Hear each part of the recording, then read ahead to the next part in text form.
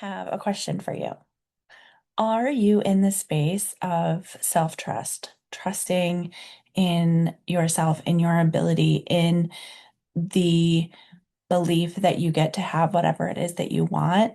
Or are you trusting the outcome? Are you trusting the proof and evidence that comes through as you're on this journey?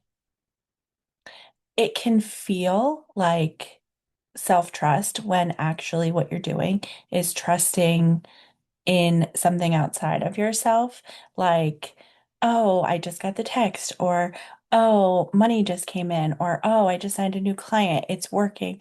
Therefore, I'm trusting. The problem comes when you put all of your trust, all of your belief in something outside of yourself, which is the proof and evidence, versus trusting in yourself and your ability and your beliefs that you are the person that has what you want now. We are taught, we are trained to look outside of ourselves for proof and evidence, for trust, for, oh, I'm this type of person because this is what always happens, right? I use this example. I haven't used this example in a long time, but somebody in my life is a person that always just goes with the flow. And they're like, things just always work out. I don't have to worry. Things just always work out. And it really frustrated me for a long time because I'm like, then you're not prepared. Then what if something bad happens? What if you don't get the thing that you want? Then what are you going to do? It's super frustrating to be somebody that doesn't trust yourself when you are around somebody that has full trust in the flow and the universe and God, whatever you believe in, because it's like that's just not how we've been trained to behave and to believe. The people that are like that just go with the flow and trust the process, trust the universe, trust whatever. They just know that they get what they want because they do. They do get what they want. And it's super frustrating because it's like, oh, but I worked really hard to get what I want, or, nothing comes easy for me. It's a self-fulfilling prophecy, right? What you believe about yourself and how the world works for you is how the world works for you, right? So if you believe that you are somebody that has to work really hard, or that you have to struggle, or that you have to be prepared for the worst case scenario, like that is a big one for me that at times I'm still like, oh, I gotta be prepared. So then what's reflected back to you is that you were right, that you did need to prepare, or situations arise where you did need to be prepared, or if you weren't prepared, things went badly, right? This is something that I really struggled with and that my clients tend to struggle with because it's like, okay, but this is how it's always been for me. So what do you mean that I just have to stop it? Like, what do you mean that I just have to stop it? But it's true. It's completely true. And I have not gone completely into, oh, whatever happens, happens. Go with the flow, and that's just not something that feels safe in my system yet. And so I don't choose to go down that path completely. I'm not talking about stop worrying. I'm talking about stop allowing your past patterns, your past experiences to dictate what you get to have.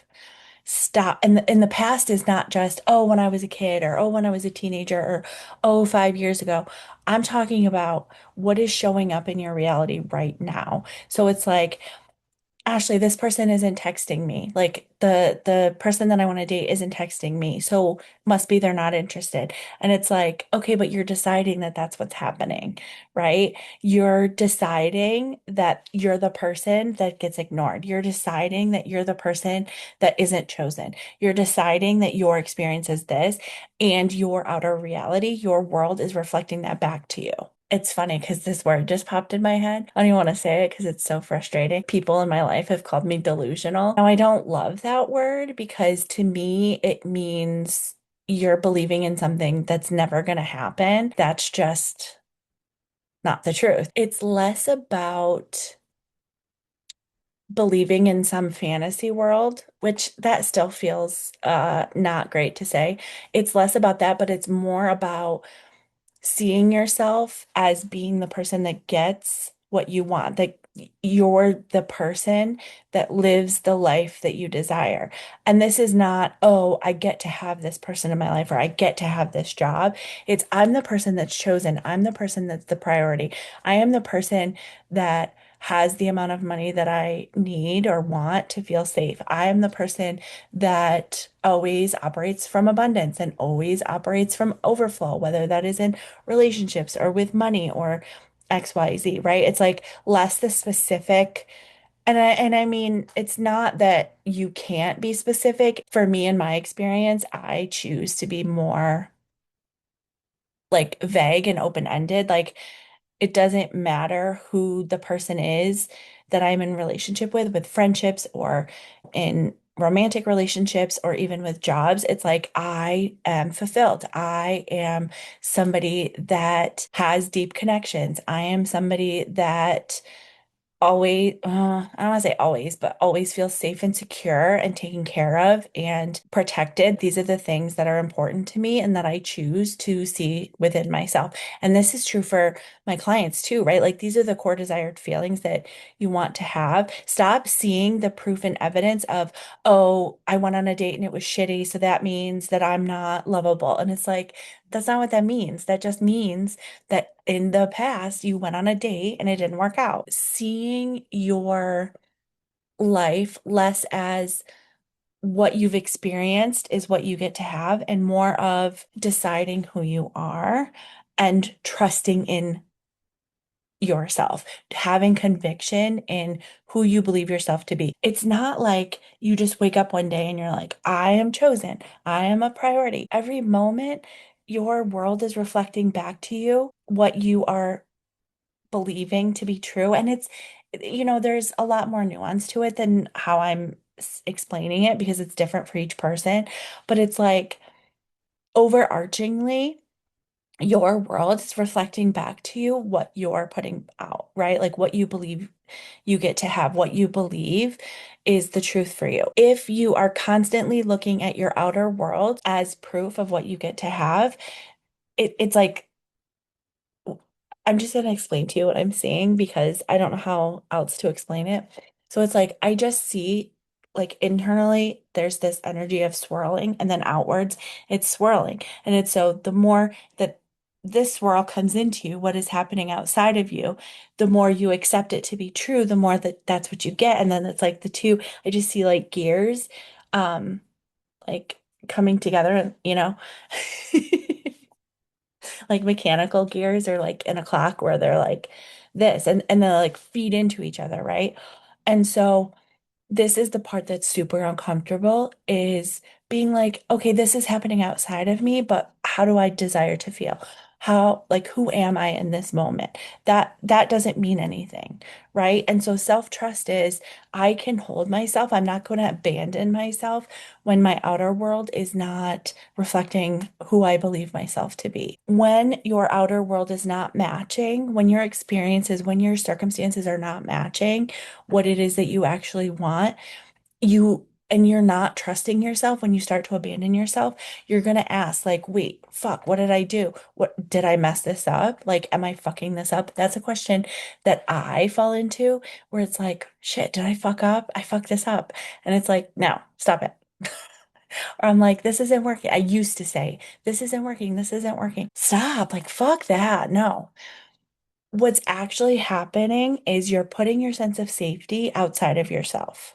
You're abandoning yourself and your beliefs and what you actually want for what is happening outside of you that you don't actually even want. And I said this in the last video where it's like, learn to be okay in the discomfort. It is uncomfortable to have your outer world reflecting what you don't want and to stay in that is not who I am. That is not what I believe I get to have. And shifting every moment, it's a choice. It's a conscious choice to say, even if this isn't going how I want it to right now, I'm not going to abandon myself. I choose to believe that I am my core desired feelings, right? I am still solid. If money isn't coming in the way that I want, I'm not making it mean something about who I am and what I get to have. Because here's the thing, the version of you that actually has what you want is not constantly checking to see if she has what she wants. You're not looking for proof every 5 minutes. You're not making your outer world mean things about you. You're just existing. You're just being her. I heard somebody say this, like I've heard it a lot, but it's like you lose the plot. You lose yourself in the day-to-day bullshit instead of coming back to yourself, being okay in the uncomfortableness of not checking your messages, of not checking your bank account.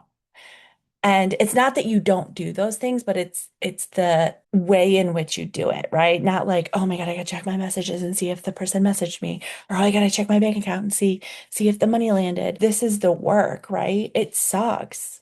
It's uncomfortable.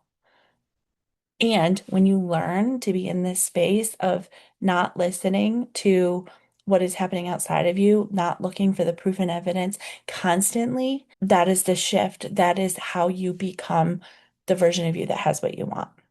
And it's a moment by moment decision. And when you feel yourself veering off track, bringing yourself back in, bringing yourself back in. I'm not abandoning myself. I'm anchoring into this is who I am and this is what I get to have over and over and over again. If you have any questions, I would love to see them in the comments below. And if this is something that you are working through and you'd like support, I might be the coach for you. You can check the link in my bio, and I'll see you in the next video.